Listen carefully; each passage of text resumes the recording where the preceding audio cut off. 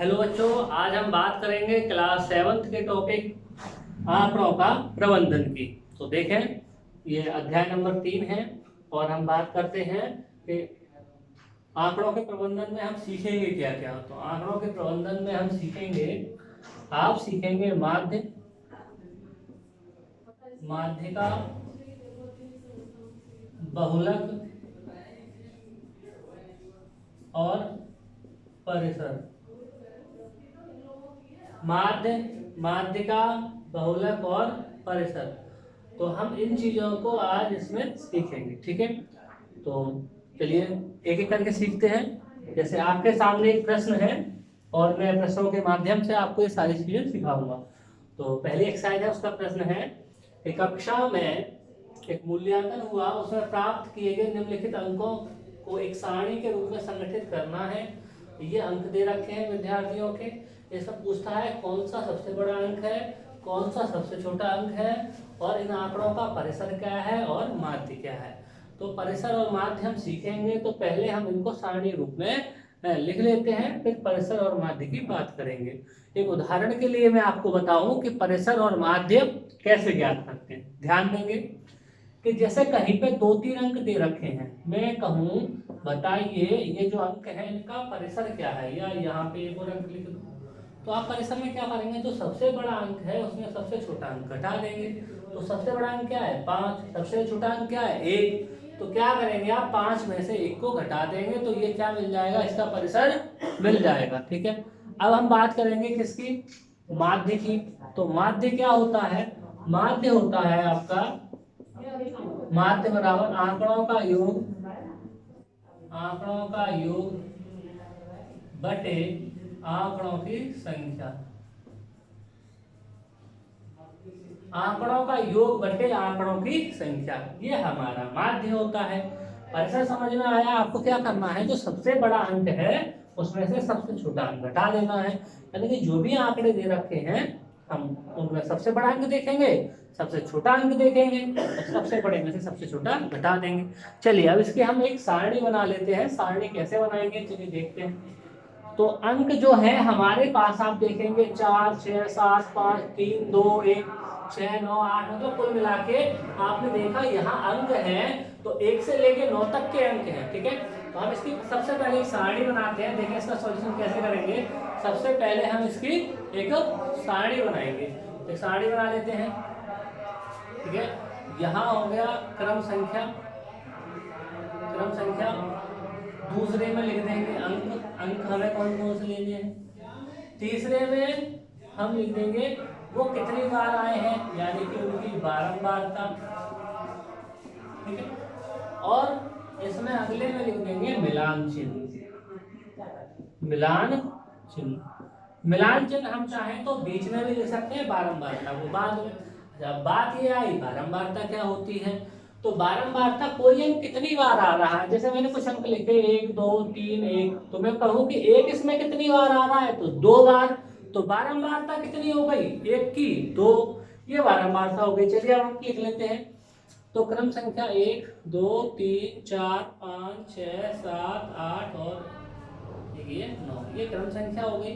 अब अंक लिखते हैं, अंक कौन कौन से, 1, 2, 3, 4, 5, 6, 7, 8, 9, ये हमारे अंक ले लिए। अब देखते हैं कि 1 का अंक कितनी बार आया, काउंट करते हैं इसमें से। तो देखें 1 कितनी बार आया है, 1 आया है 1 बार, 1 ही बार आया है, 1 आया है 1 बार। तो अब मिलान चिन्ह कैसे बनाएंगे, आप यहाँ करके एक ऐसे डंडा खींच देंगे, ठीक है। ये 1। अब 2 देखो, 2 कितनी बार आया है, 2, 2 देखना है, 1, 2 ये गया, 1, 2 ये गया, और कहीं 2 है क्या, नहीं। तो 2 आया है 2 बार, तो इसकी बारंबारता, सॉरी यहाँ बारंबारता थी, यहाँ मिलान चिन्ह था, और ये 2 बार आया, तो इसके मिलान चिन्ह के लिए ऐसे करके 2 डंडे खींच देंगे, ठीक है।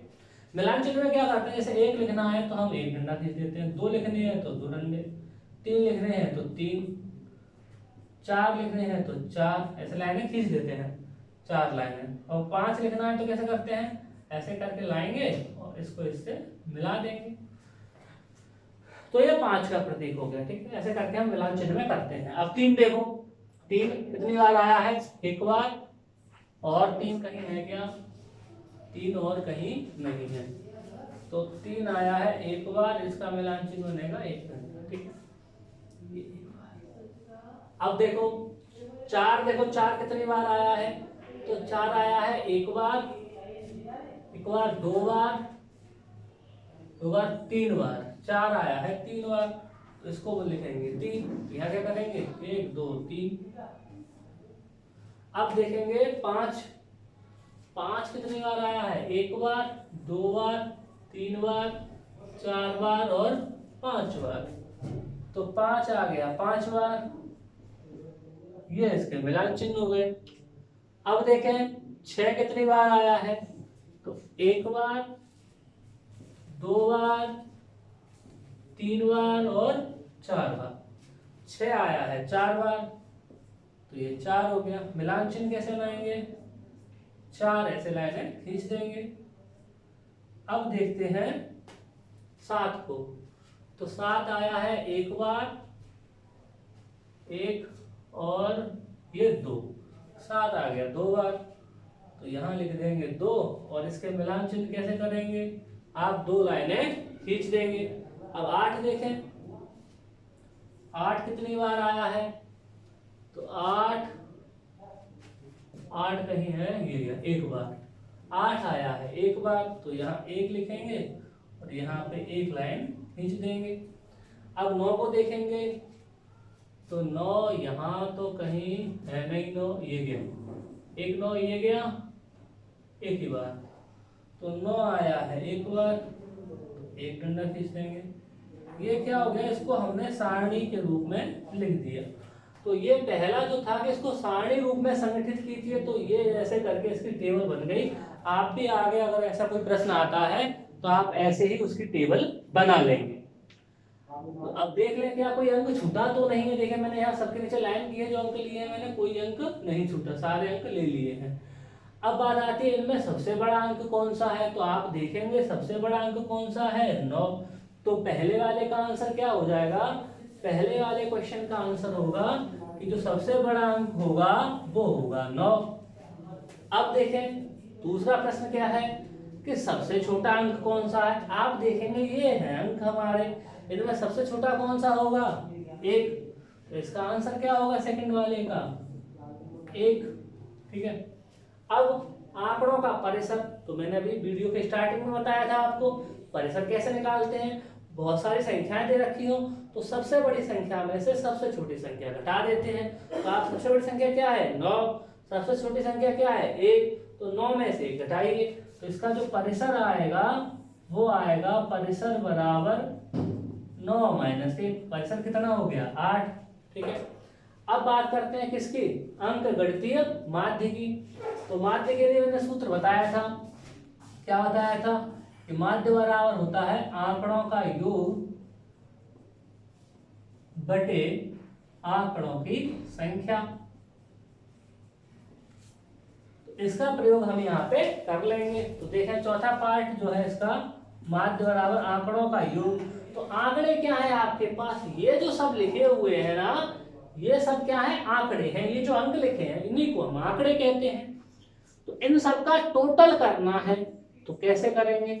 तो आप यहाँ लिखेंगे। तो पहले आप क्या करें, क्योंकि अब जगह है नहीं तो मैं इसको बिगाड़ के इसका योग करूंगा।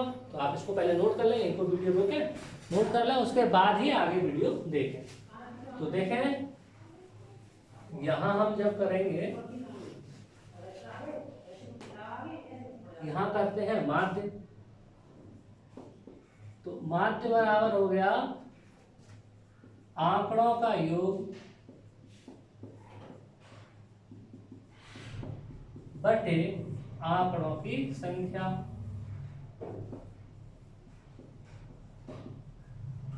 आंकड़ों का योग बटे आंकड़ों की संख्या। आंकड़ों का योग निकालते हैं बेटा। देखें आंकड़ों का योग, तो क्या करेंगे आप? 4 + 6 + 7 + 5 + 3 + 5 + 4 + 5 + 2 + 6 + 2 + 5 + 1 प्लस 9 प्लस 6 प्लस 5, फिर आपका आएगा प्लस 8 प्लस 4 प्लस 6 प्लस 7।